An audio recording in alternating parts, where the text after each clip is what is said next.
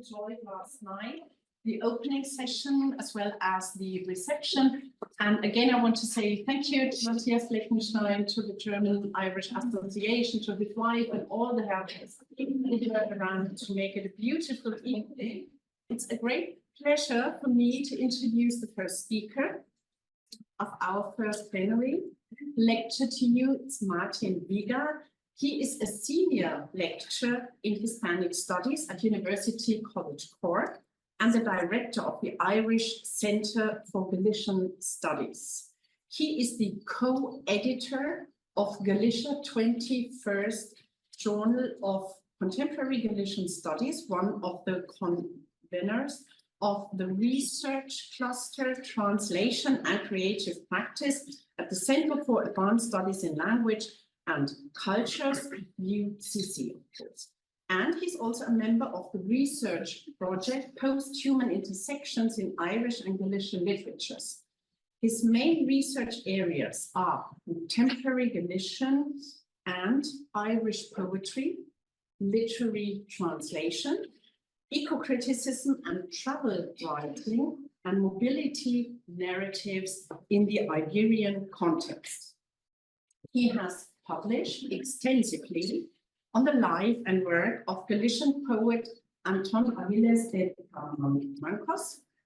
His books include volumes such as A Different Eden, Eco-Poetry from Ireland and Galicia, and Here and Beyond, Narratives of Traveller Mobility in Iberian Culture, published in 2022. He also published a special issue on the journal, or of the journal Galicia 21, entitled Text Image Archive, Galician Literature and the Visual Arts. And he has also published 6 award-winning poetry collections in Galician, a bilingual anthology, and translations of the works of John Berger and Michael T.S. Eliot, among others. In 2017, he received the Premio Pedrón de Honra for his trajectory in the international promotion of Galician culture. Martin, we are very much looking forward to your talk on non-human animals and posthuman restitution in contemporary Irish and Galician poetry. The floor is yours. Thank you. Thank you very much, Maria. Can you hear me well? I'm sorry, I have to. Yeah, just do whatever you need. Yeah. I want to thank you, Maria, and also Ina and Kirsten for the very warm welcome. And in particular, I want to thank Maureen O'Connor, the visiting professor, for the invitation, and to the students who are helping us very much at the moment on this, sharing the screen with everyone who is listening to us online, and all very welcome as well. And many congratulations to everyone for putting together this beautiful program and this really attractive interdisciplinary conference. One thing that I'm particularly thankful for is the fact that you allowed a comparative approach to this lecture, which is pretty much what I'm going to do, because my work gravitates mostly between Galician studies, which is my main focus, and Irish poetry. And so in the next 40 minutes or so, I'm going to try and share with you some ideas and basically to read some poems, which is I think always the most beautiful thing to do in company. And Moya's reading yesterday was very inspiring. Together with the music was a lovely evening. So in this lecture, I offer a series of reflections on the urgent need to enhance the quality of our interaction with the non-human world, particularly the non-human animal world, in the face of the fast-paced environmental deterioration that we are experiencing, and to which we all, in different ways, contribute. New ways of being in the world and a new lexicon are required to refer to this unprecedented catastrophe that has compromised the future of the world as we have known it, and probably the future of our children. In this lecture, I would like to share a number of thoughts around the urgency to articulate the necessity to decentre anthropocentric perspectives by recognizing the agency of non-human animals and restoring their damaged centrality in the world. And to illustrate these arguments, I will propose the reading of several contemporary Irish and Galician poems that attempt to negotiate in diverse ways some of these new manners of relating, whether by means of reflecting about them, naming things differently, and urging us to take action, and often by doing so, truly taking action. The ultimate point is the need to develop a posthuman environment, and I understand posthuman here as what is beyond human-centered perspectives, that is empathetic and that is based on mutual understanding and the establishment of networks of solidarity to restore, if only partially, all the damage that has been created. Before starting the reading and the discussion of the poems, which I think is the core of the lecture this morning, please allow me to commenting on some of the research projects and networks in which I am involved, because they constitute pretty much the context that has informed and continues to inform some of my critical and creative practices, particularly in recent years. First of all, I would like to highlight my involvement in the project Posthuman Intersection in Irish and Galician Literatures, which is institutionally anchored at the University of Santiago de Compostela, with Maria Alonso and Manuela Palacios as principal investigators, and that follows the trail of two previous comparative projects that took a comparative approach between Galicia and Ireland, one on animal studies, as you see there, the animal trope, and ecofeminist analysis of contemporary culture in Galicia and Ireland, and the other one on ecofeminism, ecofiction's emergent discourses on woman and nature in Galicia and Ireland. Previous to this, there were other projects on migration and mobility and on kind of feminist studies more focusedly. My participation in these projects has provided me with the opportunity to rethink contemporary Galician and Irish cultural production, particularly and above all poetry, from the perspectives of eco-criticism and specifically ecofeminism. The new project that just started a few months ago, Posthuman Intersections, explores the numerous posthuman configurations and intersections in Irish and Galician literary production since the year 2000, from both transversal and multilingual perspectives. It highlights the need to analyze the various forms of visible and invisible exclusion in current societies, as well as posthuman typologies that question the anthropocentric and androcentric tradition. Through the analysis of Irish and Galician texts, the project investigates the synergies between different posthuman typologies, such as those found between human and non-human animals, the environment, and the latest technological discoveries, something I don't know anything about, with the aim of fostering the protection of subaltern subjectivities and equal rights. The project, and as does this lecture, adopts a comparative perspective to investigate the ethical and aesthetic challenges to discourse and representation that contemporary Irish and Galician literatures present due to configurations of posthuman identity. So this pretty much in essence is the configuration of this project, to which I mostly contribute by looking at poetry and in different ways. I'm also a member of a recent project called Greening Modern Languages Research and Teaching, which is mostly based in Bangor in Wales, with investigators in Ohio State University and then in other universities across the world.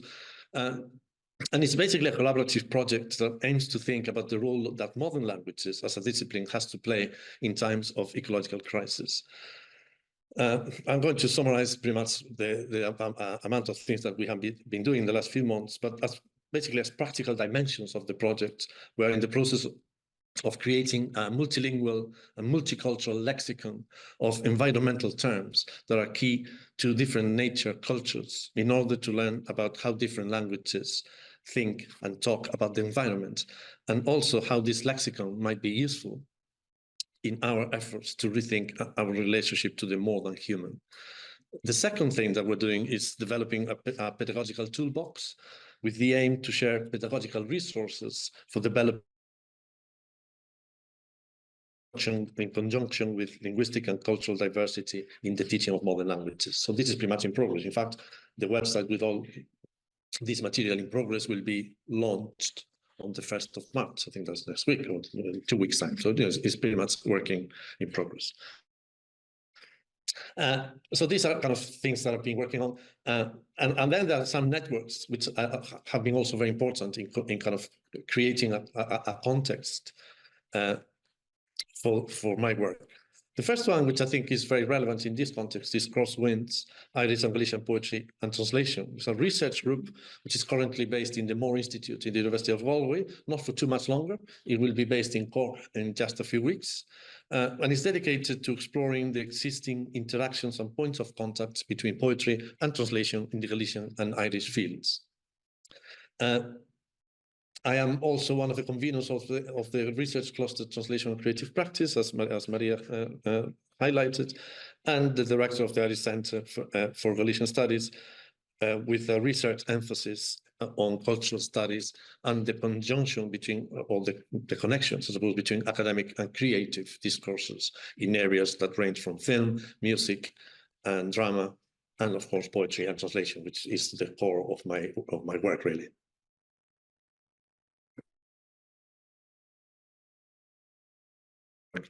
I'm going to give you an example that some of you might be familiar with.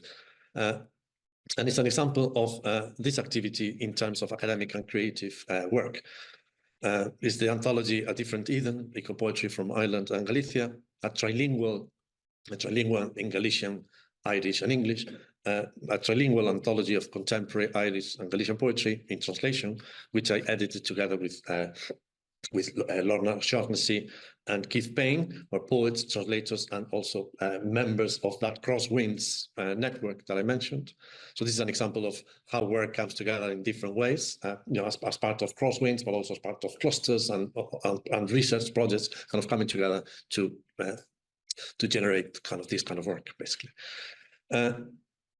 And as you see, it was published in Dublin in Dedalus Press in 2021. In fact, it was one of the lifesavers of lockdown for us. We kind of kept meeting on Zoom regularly to talk about poems, and that was like a bit of a salvation from escape from the pressure of being confined in the house. So the book gathers poems by living Irish and Galician authors on thematic areas that attempt to go beyond traditional understandings of landscape poetry or poetry about the natural world. Our selection problematizes such notions by including texts that focus on aspects such as the creation of new ways to speak of the need to imagine a renewed relationship with the environment, the awareness of the damage that humans have made to the threatened natural environment, and the recognition that we are not the center of the universe, which relates to the animal trope, another important thematic focus of the book, and that connects with the animal trope, the research project. Also, the reassessment of how we relate to the land and to issues such as the ongoing extinction of rural communities, lifestyles, and the cultural and linguistic wealth that disappears with them. And this is pretty much very acute in Ireland and indeed in Galicia. So the rural world is disappearing very much in front of our eyes, or it's transforming itself. There are other issues, these and other issues related. Sorry, there's one more thing that I think is important, which is the creation of renewed vocabularies of hope. This is in the middle of all this kind of discourse on extinction. I think hope is also important.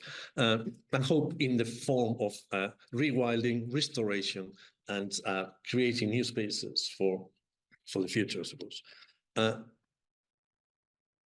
So you can see that there are kind of issues related to eco-criticism and therefore kind of pretty much part of those projects that I mentioned.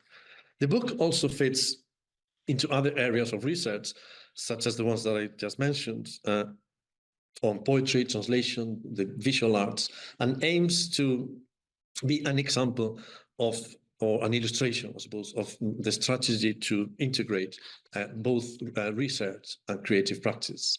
And on this, we have had conversations last night, and it's something that has preoccupied me for a number of years, of how to integrate research in the academic context with creative activity. How to marry both and kind of bring them together and receive recognition from the academic community on both.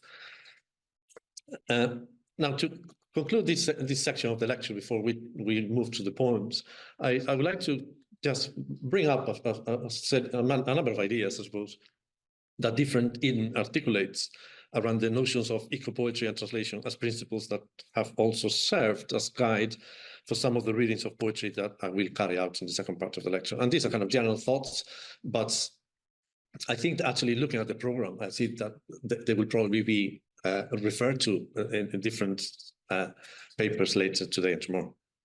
Now, what am I doing here? Here. So the book is informed, as I mentioned, by ecofeminist thinking, with particular focus on areas of inquiry such as animal studies and what Michael Cronin has called eco-translation. And it's all dominated by a series of fundamental principles, which I kind of summarize very much here. The first one is the notion of ecology as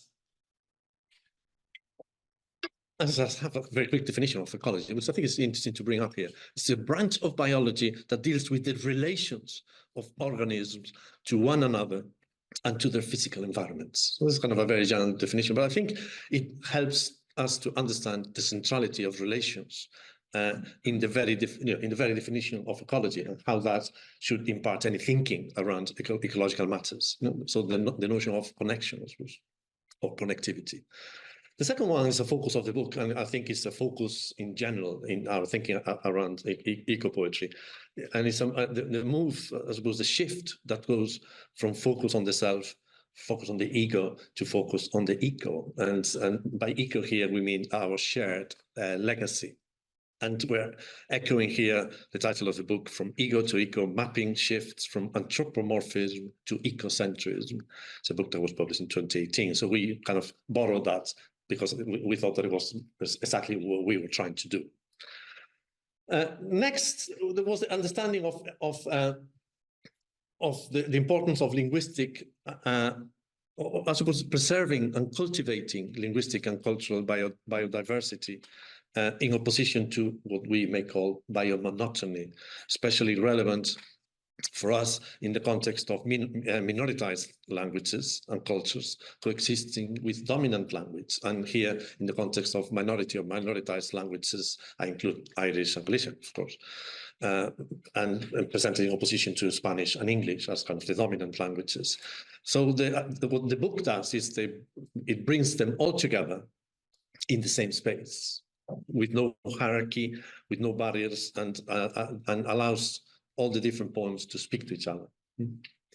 And translation also plays an important role here as a deliberate practice of intercultural dialogue and exchange. So pretty much fostering that idea of biodiversity in and through different contexts.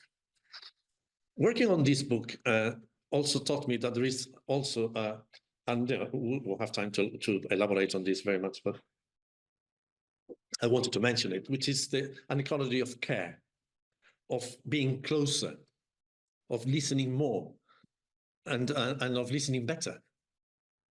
Thinking around ecology that highlights the importance of slowing down to improve how we communicate with each other and also with the environment. And often I think that the pandemic pretty much slowed things down for everybody, and it helped us connect with nature in a different way. So we were able to listen to the birds and to do all these things for a while, and to listen to silence, because there's no traffic and all that. I think that we gained a little bit by that. And then I think that we probably lost a bit of that in our attempts to go back to, what they call it, go back to normal. That's what they call it, go back to normal, whatever normal is. Like, but it kept me thinking of the importance of kind of really working on that. There's a program, the Hanning Early Language Program, that is basically a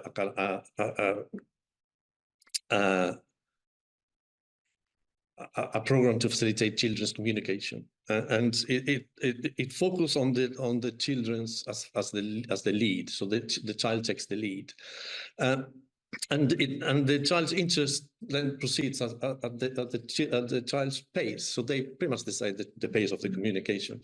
And one of the techniques of this Hanning program is, which I value very much, is OWL. I think OWL as the birds. Which is pretty much based on observe, so that's the O, wait, and listen.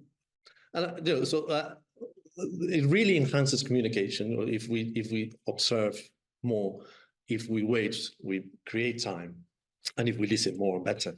And I'm adopting this owling for in the context of critical thinking. I think we should all create more spaces to do more owling, basically. That is the point. To owl ourselves to lead conversations that are more meaningful and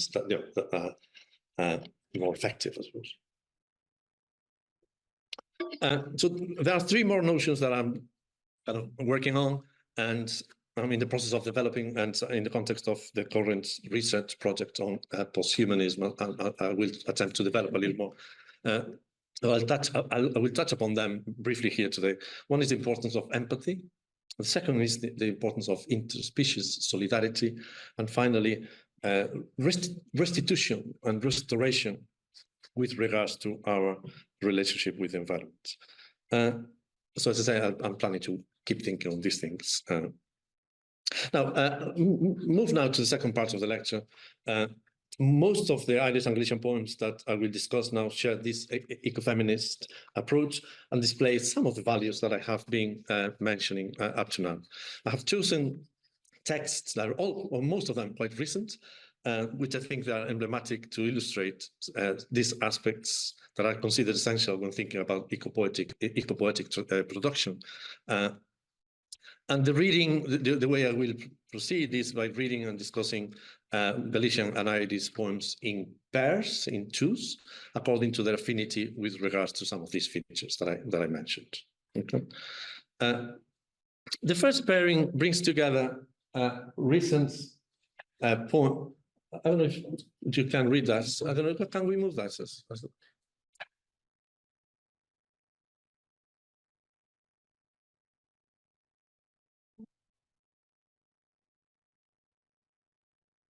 So that they can read. But,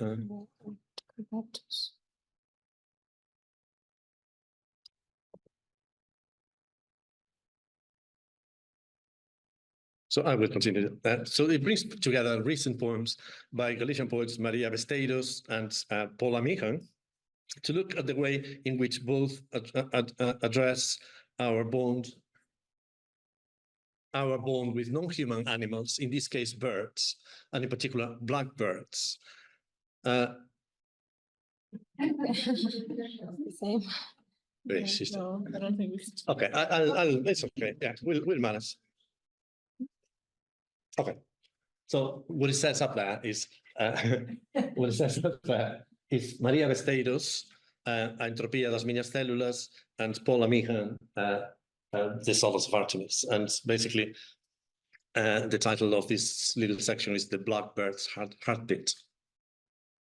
And the relationship of the poetic voices with blackbirds in both poems is somehow determined by violence, or by an unexpected violent shock that facilitates the encounter.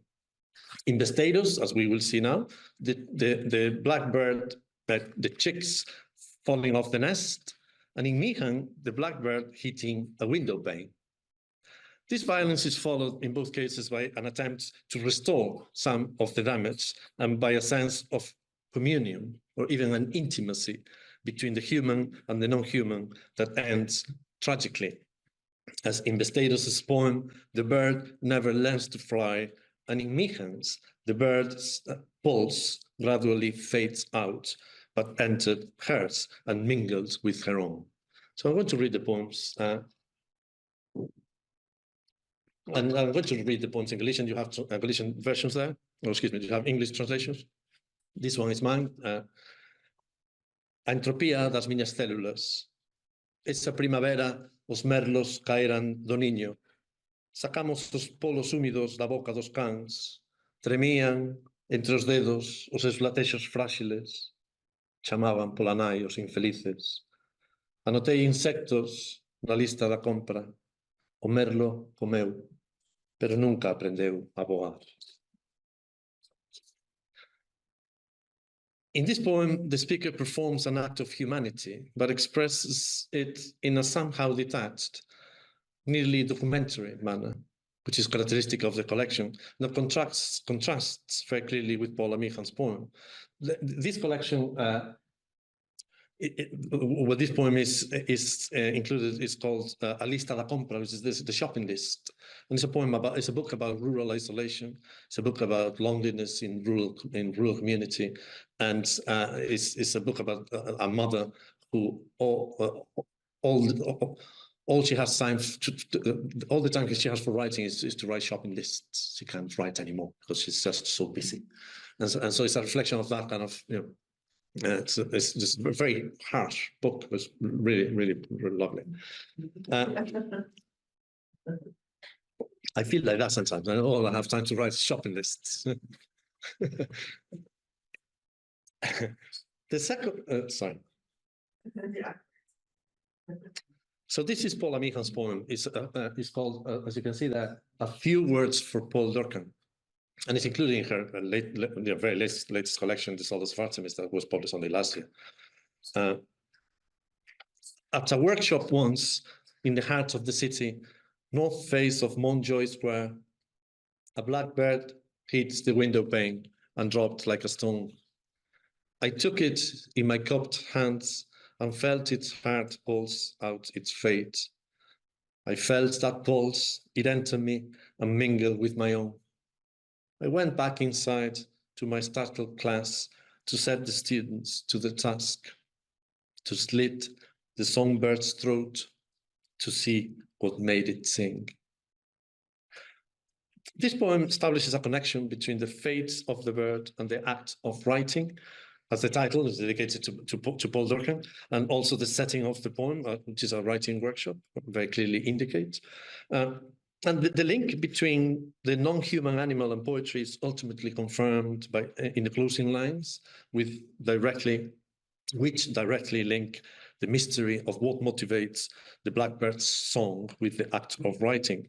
And I think it's important to highlight here as well Paula Michan's work in terms of eco-critical thinking, reflected both in her work, in her poetic work, and also in her critical work. And we were talking yesterday about the beautiful book, Imaginary Bonnets with Real Bees in Them, which brings together the 3 lectures that she gave as Ireland Professor of Poetry a few years ago. It's a beautiful book on eco-critical ideas. And basically her work has been informed by, from a very early stage, I think, by her reading of some of the great eco-poets of the American tradition, such as Gary Snyder and others. So she's pretty much a very important voice in this context. I think it's also interesting to mention that both poems share a very beautiful, I think, connection with Seamus Heaney's poem, St. Kevin and the Blackbird, in the spirit level.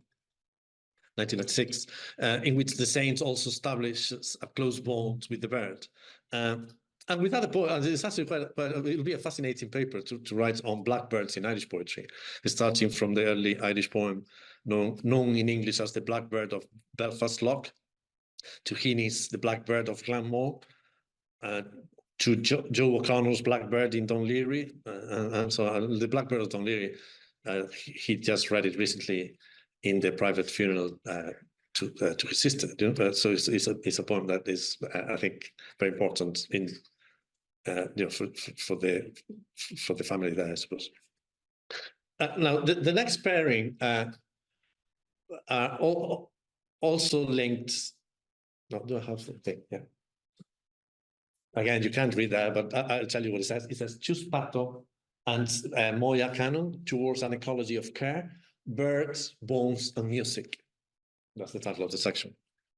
They're also linked by their explorations of the affinity that there is between the fragility of life, and particularly in the natural environment, and its continuation in the form, the continuity of it, I should say, in the form of music, and music as an expression of humanity.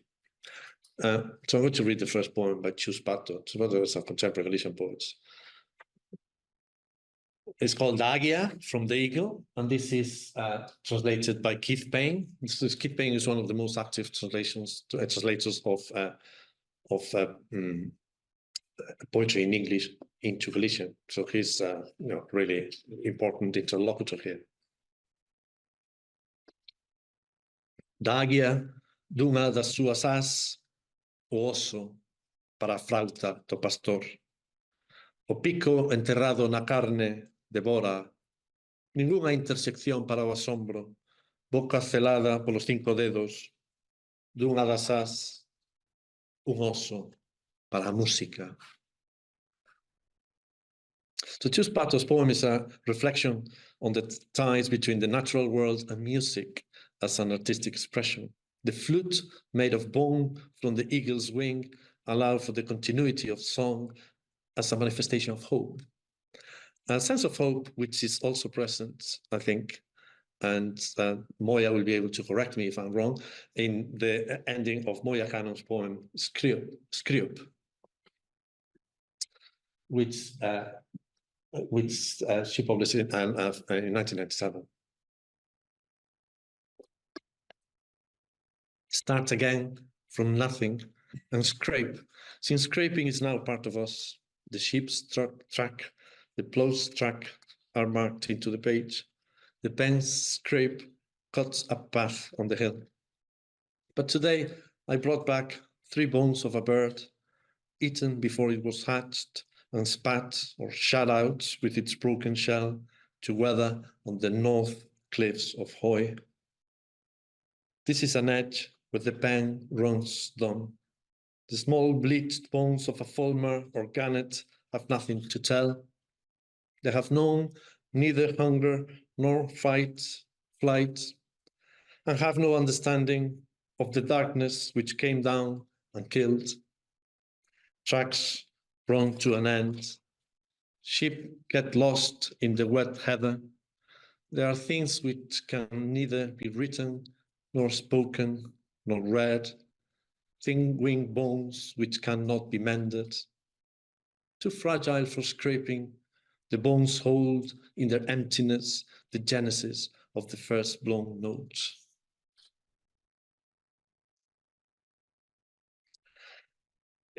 Moya's poem is a poem about the fragility, the vulnerability of ecosystems. In this case, a series of reflections based on finding the remains of a bird, the tiny bones of a bird on the cliffs of Hoy, which is an island in the Orkneys in Scotland. It is also a poem about the lack of awareness that the natural world, the non-human world, and more specifically the animal world, the dead bird, without recognizing the danger, have in relation to the threats being directed towards them, be it from their own natural environment or from a wider perspective. And additionally, I think the poem establishes interesting connections between these eco-critical concerns and the centrality of writing, as Chus Pato did earlier. Not only writing as an abstract occupation, but mostly writing in a more physical, tangible and material way, using a pen that scrapes on the surface, as an act that may be able to produce, to generate an impact, to scrape on the issues as outlined above. Maureen O'Connor has written about this poem, and she suggested, it was really revealing when I heard this in a symposium a few years ago, a really interesting eco-critical reading of the poem based on its materiality. the bones, and connected it to a more specific societal preoccupations in Ireland, specifically in light of the discovery of bones in mother and baby homes such as Tuam, which I think it's a revealing way of thinking about the poem, which opens up its meaning towards even more profound implications related to the need to address the historical lack of a sustained ecology of care and caring for the vulnerable in Ireland. So that will be another discussion, but I think it is closely related here, as Maureen really, I think, very acutely demonstrated.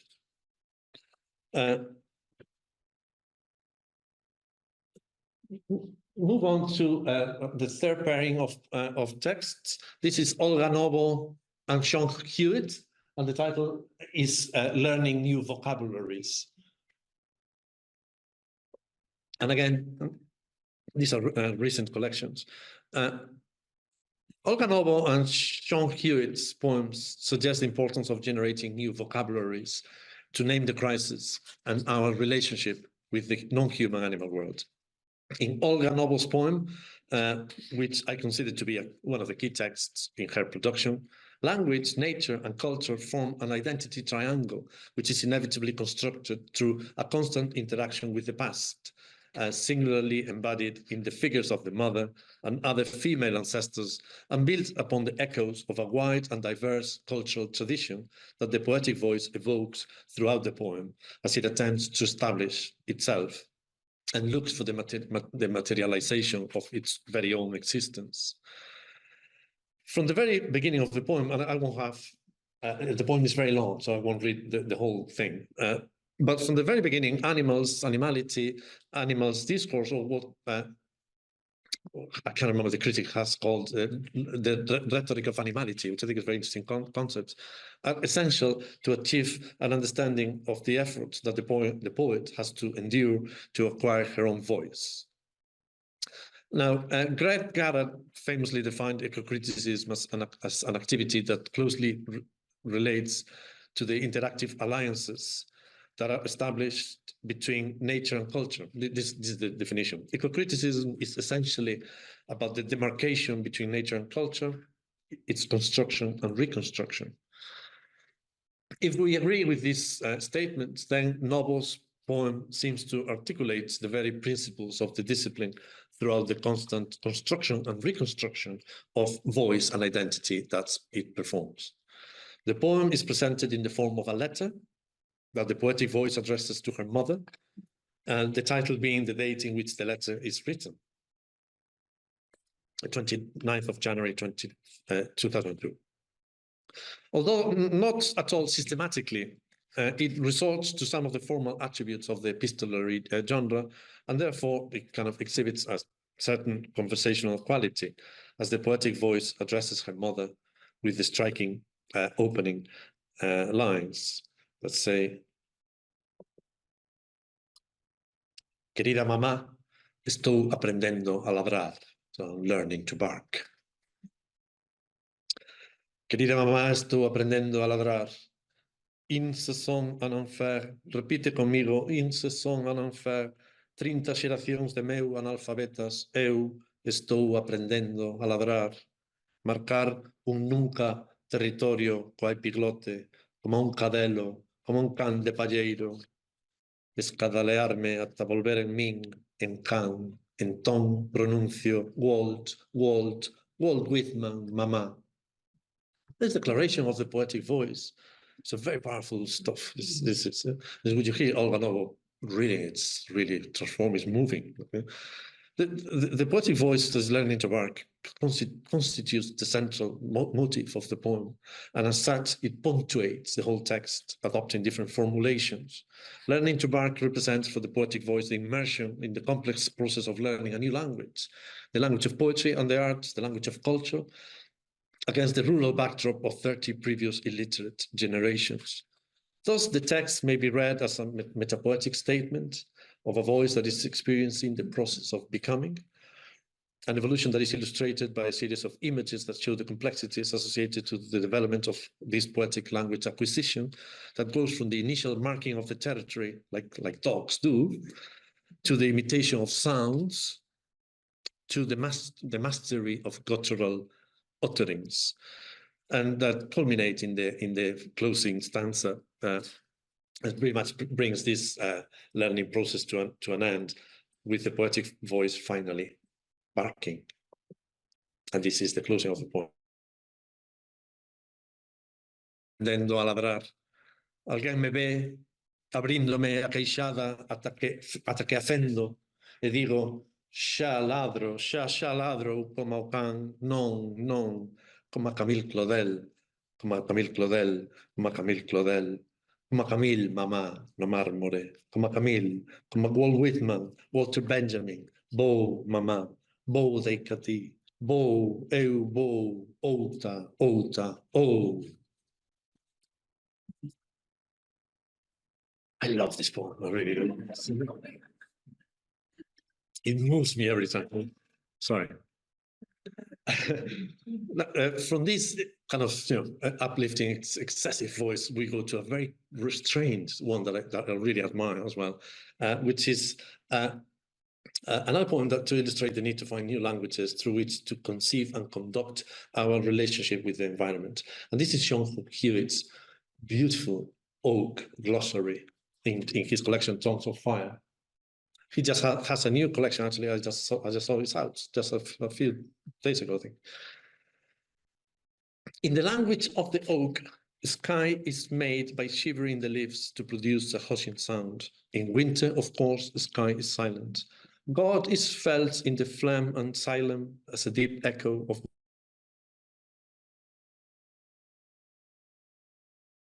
For oaks, chanting, which is akin to song, is produced via rhythms of air prodding and out of the branches in slow succession.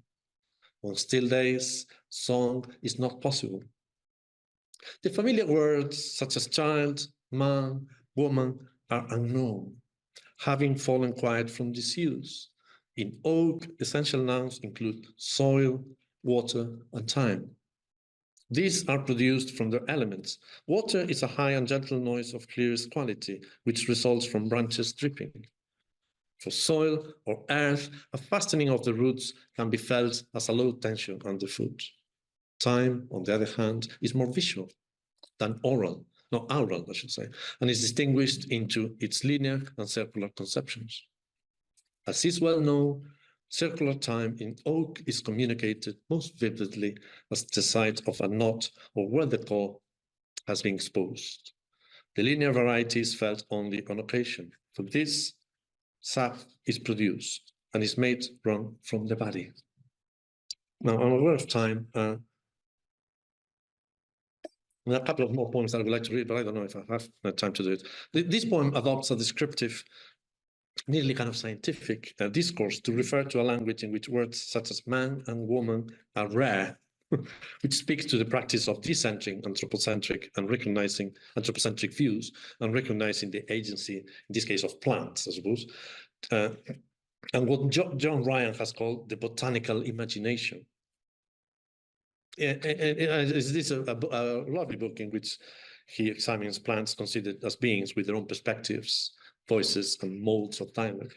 By placing the oak and its language at the center, the poem proposes a way of reaching a profound understanding of its very nature, thus culminating in the ultimate expression of the act of restitution that poetry activates.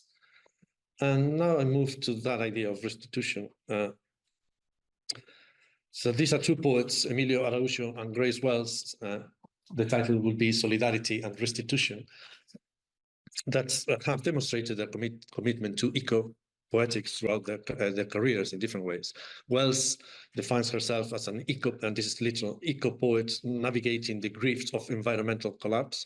And Araujo is well known in Galicia as not only as a poet, but also as an ethnographer and a photographer, somebody with great interest in documenting, preserving, and communicating the gradual extinction of rural societies. I'm going to read his poem Mungir, which exposes the apparently contradictory dimensions of affection and utility in the relationship between human and non-human animals in the farming world, but also reproduces the quality of affection, the closeness of affection and understanding that is generated between them during the intimate process of milking. And this is not milking at kind of an industrial scale, but kind of, you know, one-to-one.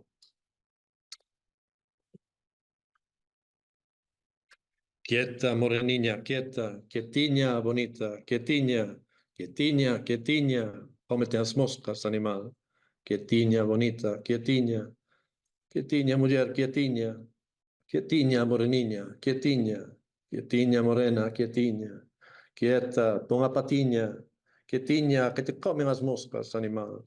Quietiña, quietiña, pon a patiña, quieta, as moscas, trascante toda. Ala, quietiña, quieta, quietiña, quieta, non te deixan as moscas, animal. Quietiña, bonita, quietiña, quietiña, quietiña. Cando che convén moito, ponto.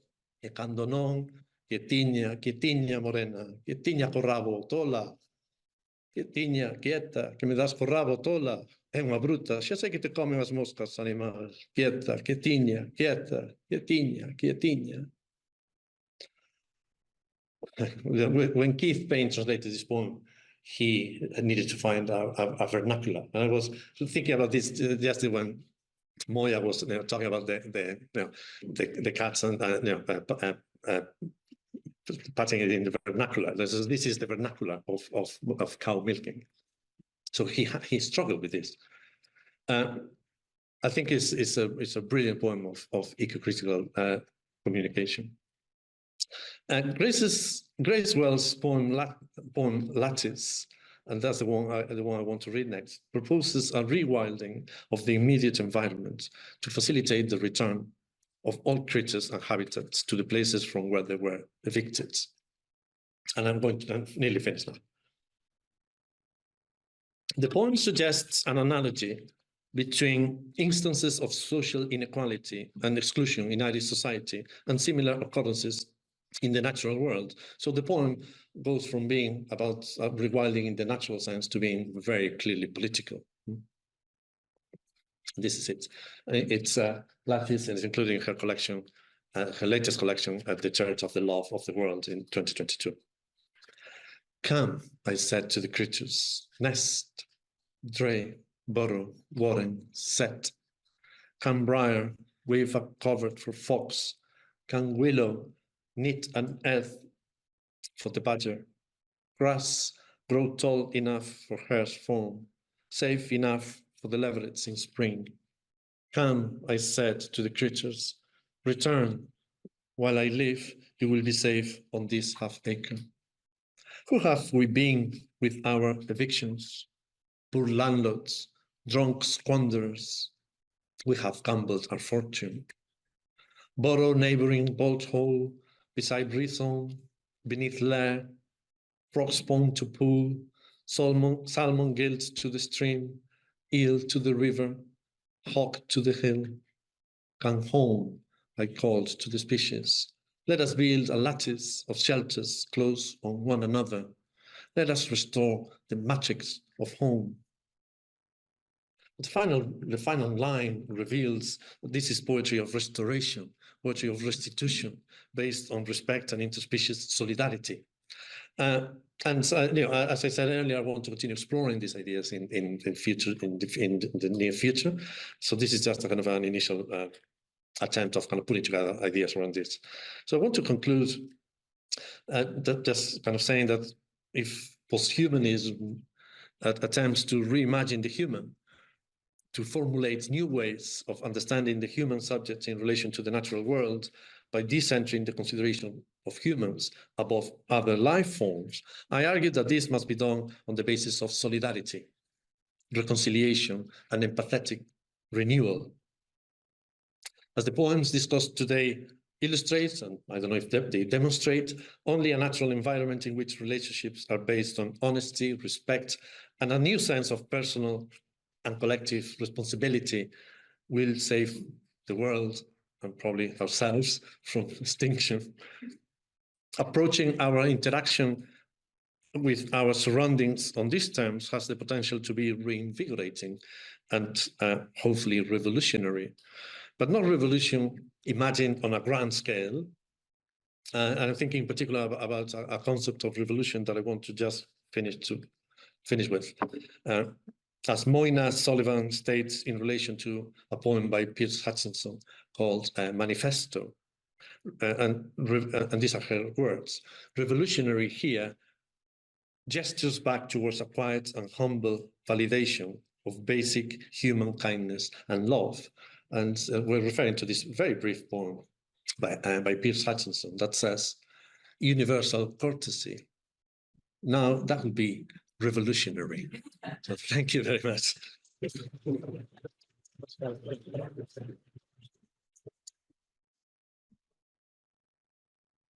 you very much, Martin, for this very intriguing talk and also for the lovely poetry reading. The floor is open for questions. We have, well, about 8 minutes. Are there any questions, maybe also comments? Just thank you very much for the talk and the beautiful poems that introduced us to so many different authors, and also some of the poems I was not familiar.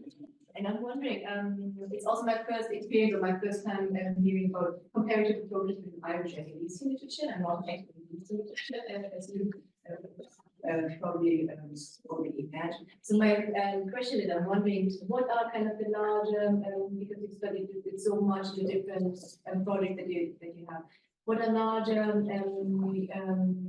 ideas that you think that they have in common? What is particular about these two different kinds of cultures, but also the poetry in particular? What did you find over the years in the poets here, but also more generally? What are the things that's where they really connect? That's where they feed off each other, or perhaps inspire each other, or for us as scholars, kind of that's where we really see points of connection.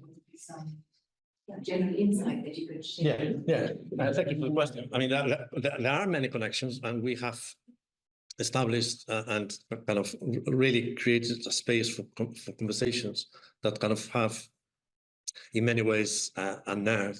Is that the term? Kind of made us aware of really interesting connections. I mean, the connections between Ireland and Galicia are historical. They go back a long time. But in recent years, I suppose we can see both countries as subaltern for a long time. So experience a sense of marginalization from kind of in relation to dominant cultures. That is changing, of course. Both countries have experienced the drama of emigration for a very long time. And it pretty much has defined the identity of both countries. So Ireland, I don't think, can be understood without understanding the Irish diaspora, and similar happens in the Galician context. And then they share kind of an essential, I think, connection, which is probably from being part of the Atlantic kind of rim. It's that kind of overall kind of cultural. A cultural identity that goes beyond kind of the local, if you like. So historically, Ireland was seen from Galicia as an example, and but particularly in the 1920s, when Galician nationalism was being developed, and Ireland was in the process of getting its independence, Ireland was seen as a possibility, or as a model that could be applied for the Galician nationalists in the development of nationalist ideas. So that link was very strong there, manifested in many different ways. So what we have been trying to do is to kind of see the continuity of those connections in contemporary times. And as I said earlier, we focus on different aspects. Through the years, started with mobility and migration, and the connections were immediate. And one of the great aspects of these collaborations has been that and Manuela Palacios, I don't know if you're familiar with her work. Manuela Palacios, who is based in the University of Santiago, has been the engine behind all these establishing all these contacts. And what she has done through the years in a systematic and really, really inspiring way and that we try to continue with a different projects like that, is bring together the academic and the creative. And so she has involved loads of Irish poets in conversation with Galician poets, and has created a space of collaboration that is actually beautiful in relation to different aspects. So migration was the first one. The second was kind of the eco-feminist thinking. And in that context, what I think another aspect that they both have in common is the emergence of women poets, particularly in Galicia from the 1980s, have dominated the poetic scene with great authority. And lately, with in relation to the animal trope and the posthuman is still being developed, but every time we appeal to the Irish kind of creative community, the response is great, which I think speaks for the shared interest, I suppose. You know, as I say, like historical, but they continue. So these are just, I mean, it's focusing mostly on, specifically on poetry, because it is mostly what I do, but there are very close links in relation to music, for example, very close links. Galician music and Irish music, they speak to each other all the time. So there's great collaborations there and so on. So yeah, I don't know if... Thank you. There was another question by Miriam. Thank you for your talk. I'm always, as probably most people, interested when we talk about dialogue and interspecies solidarity. How do you do it? And I think those poems are great examples for performing several actions of actually doing that. And I identify two, probably only those two. So I'm wondering, are there more? So for example, solidarity dialogue, there are poems that stress the human part as human. So for example, putting insects on the shopping list and then feeding the blackbirds. So it's definitely inhabiting the human position, showing empathy, solidarity, but just staying within the human. And then we've got the point that I really like too, Dear Mom, I'm learning to walk, where I see that it's a movement, a desire for becoming animal. I'm thinking, of course, Deleuze and Guattari. So these would be two books that are very different and affecting the human part, and also the writing part, of course. Are there other movements, or how would you, maybe you could just comment on that, because you're the expert of all the history of poetry, really. Thank you for your question. I'm far from an expert, but yeah, I agree with your reading of the different approaches, I suppose. The human reaching out and trying to be empathetic or being kind of supportive, and then another form of kind of blending, if you like, or becoming with the animal that is, you know, it's very different. So yes, there are many other ways, and I think some of the poems here hint towards other ways, such as, for example, the idea, which is very much present in Grace Wells' poetry, not just this poem but other poems, of creating spaces for the coexisting, I think. And that goes beyond natural spaces.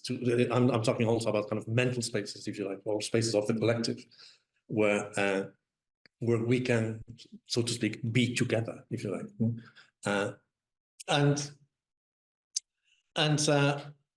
I think many of those spaces were there, and we pretty much destroyed them. And so that's why I think more than sustainability, I think about restitution first, because, you know, we have to devolve, I think, what we took. and so I see that in that regard. I'm sure there are many other ways, and I'm learning through the process. Those concepts, examples, because I'm always thinking, thinking contact zones. How do they actually work? How do you bring them about? Yeah, thank you very much. Thank you. Thank you again for this fantastic start of the day this morning. And yes, we have run out of time, and we have a break now till 11 o'clock. So we meet again here at 11 o'clock sharp to our first panel, and the break is just next door. There will be hopefully some food and so enjoy and see you back here. Thank you.